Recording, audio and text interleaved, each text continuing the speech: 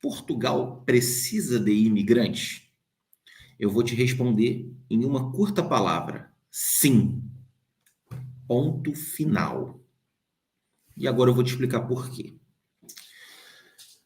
Eu posso ir bem longe se você quiser, mas eu vou pós-Segunda Guerra Mundial, tá bom? Bom, vamos lá. O mundo, né, no início do século XX, nós tivemos, na primeira metade do século XX, nós tivemos duas grandes guerras mundiais. A gente teve a Primeira Guerra Mundial, teve a Segunda Guerra Mundial. Quando você tem uma grande guerra, você tem milhões, milhares de pessoas morrendo. Portugal não foi, digamos aí, o epicentro das guerras, não foi. Portugal é um país muito pacífico, lógico, naturalmente, sofre as consequências da guerra, né? A gente hoje está, infelizmente, com uma guerra acontecendo na Ucrânia e nós aqui sofremos as consequências disso, né? Da mesma forma, nós temos a guerra lá contra o Hamas, nós também sofremos consequências em relação a isso. Imagina lá atrás, né? Só que o que aconteceu no pós-guerra? No pós-guerra, os Estados Unidos criaram um conceito chamado de bem-estar social. Ou seja, uma geração, né, de pessoas que vinha de duas guerras mundiais precisava de um alento, precisava de um respiro, precisava consumir, precisava se alegrar, precisava, né, ter uma vida melhor. E os Estados Unidos investiu muito nesse conceito do bem-estar social. Então as famílias foram crescendo, tendo muitos filhos, tal, prosperando, né? O capitalismo, vamos dizer assim, em sua fase áurea, né, de consumo, ok.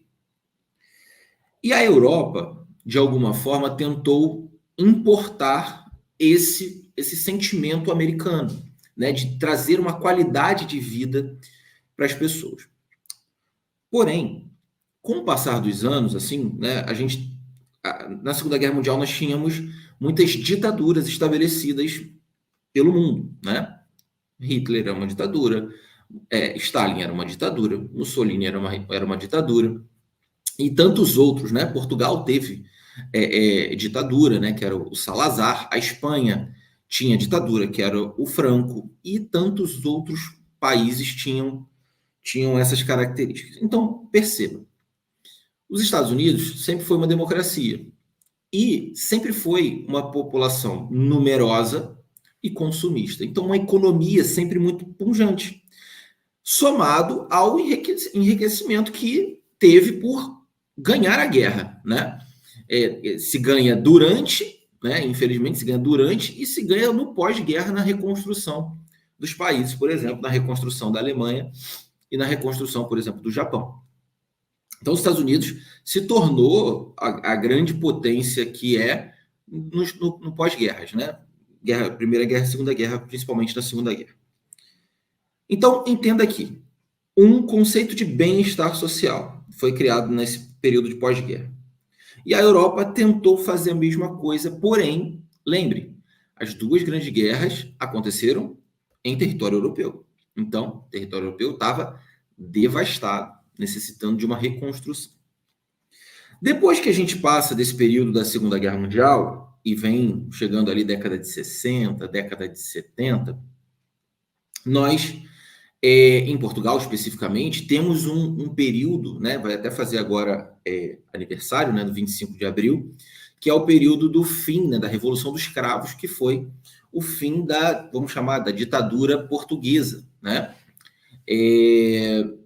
E vários países que eram colônias de Portugal pediram independência, vários. O Brasil, lógico, já há muito mais tempo, né?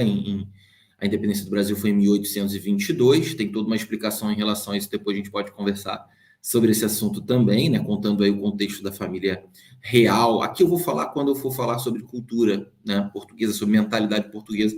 A gente vai lá na família real, vai falar sobre a família real portuguesa e Napoleão e tal. Depois a gente vai conversar sobre isso. Mas hoje eu quero me ater a esse assunto da imigração. Então, Brasil já era independente, né, que era uma ex-colônia portuguesa. Porém, Moçambique, Angola, em 1970 ainda eram colônias portuguesas.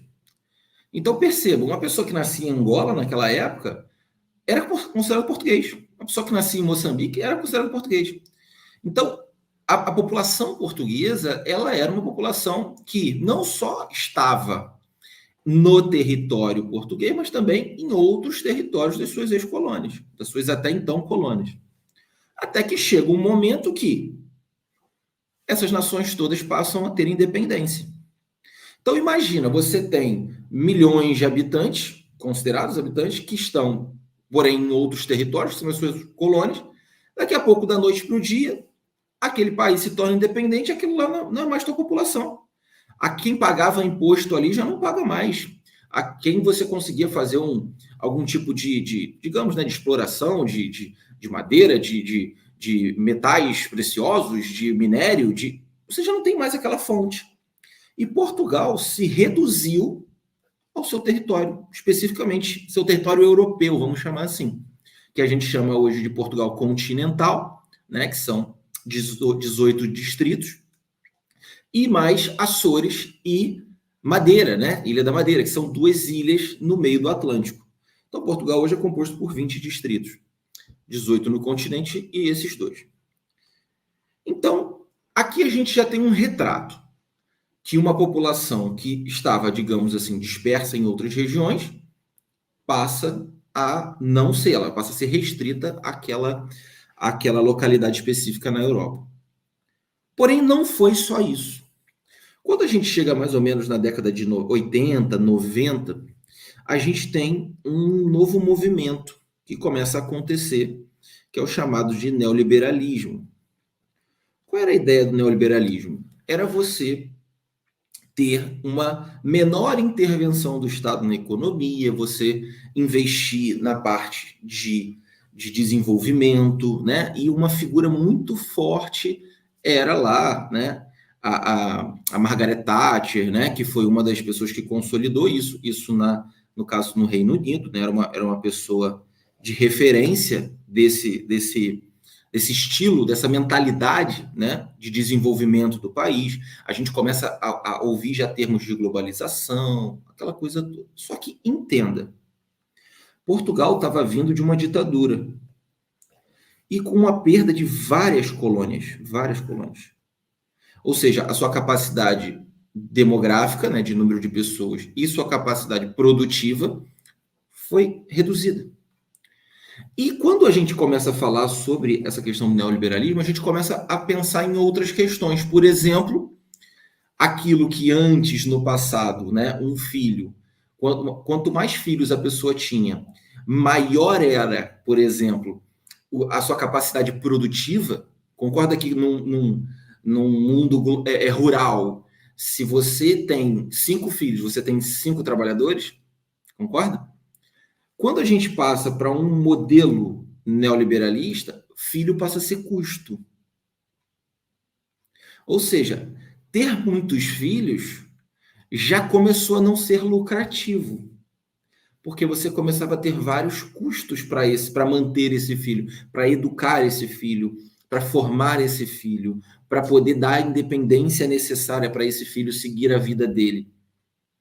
Então, a virada de chave era: famílias com poucos filhos eram famílias que tinham melhor condição financeira. Famílias com muitos filhos eram famílias mais pobres. Olha a virada por conta do modelo que se passa a ter principalmente ali da década de 80, 90 para cá. Então muda-se a mentalidade. As pessoas não olham mais os filhos como operários, como meios de produção, vamos chamar assim, né, em termos mais grosseiros aqui, e passa a olhar os filhos como custo. Só que nunca se esqueça desse detalhe. A economia americana, ela é muito pujante, muito consumista e populosa. A europeia não, e a portuguesa menos. Portugal tem uma população reduzida. E aí eu chego no seguinte conceito com você. A gente pode falar aqui de mais coisas, tá? Por exemplo, a criação do euro, Depois, a adesão de Portugal ao euro não foi imediata. Então, Portugal sofreu alguns impactos econômicos por conta dessa demora para entrar no bloco do euro, porque Portugal antes tinha uma moeda chamada escudo, né? Cada país tinha a sua moeda, né? Tinha a sua moeda específica, tinha o florim, tinha o marco alemão, tinha várias, a lira, a libra, várias, né? A Inglaterra continua tendo a libra. E Portugal tinha o escudo. E para fazer essa transição para o euro, tudo isso, pessoal, vai requerer um tempo de adaptação. E a economia do país fica instável. O que a gente percebe nesse tempo todo? O mundo vindo de duas guerras, uma nova visão a respeito da formação do núcleo familiar, de muitos para poucos filhos, para que se tivesse uma qualidade de vida maior, melhor. Crises econômicas, que aconteceram muito. A gente teve 2008, 2009, lá a quebra da bolsa lá americana, né? Aquela questão daquela bolha imobiliária. Portugal sofreu muito com isso. Portugal, Espanha, Grécia, Itália sofreram muito com essa bolha americana. Aqui a gente está falando já de 2008. Já estamos chegando na história, né? E depois toda aquela reconstrução em 2015. Pessoal, a gente se observar, e aí eu vou puxar aí para sua memória, né? Você que já tem mais aí de 30 anos, mais de 40 anos, está assistindo a nossa live, você possivelmente vai lembrar, quando você estudava, lá nas aulas de geografia, por exemplo, o que é chamado de pirâmide etária.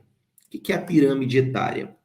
Pirâmide etária é uma pirâmide, né? Vamos lá, uma pirâmidezinha, que você, quando estudava a pirâmide etária brasileira, você tinha a base da pirâmide alargada, ou seja, nasciam muitos filhos, e o topo estreito. Por quê? Porque a população idosa ainda era relativamente pequena. E o meio da pirâmide aqui é a população economicamente ativa. Então, se você tem uma pirâmide tradicional, você tem uma base maior, você tem crianças nascendo. E aí você tem o meio da pirâmide, a população economicamente ativa, e no topo da pirâmide, a população idosa. Então, se você estudava isso na década de 90, no início dos anos 2000, você tinha o Brasil como uma pirâmide tradicional, que você conhece aí. E se você estudasse também geografia na época, a pirâmide etária europeia, por exemplo, você ia ver um topo, a parte da base da pirâmide, mais estreita. Então, ao invés de você ter uma pirâmide efetiva, você tinha quase que um retângulo. Deu uma caidinha e voltou, né?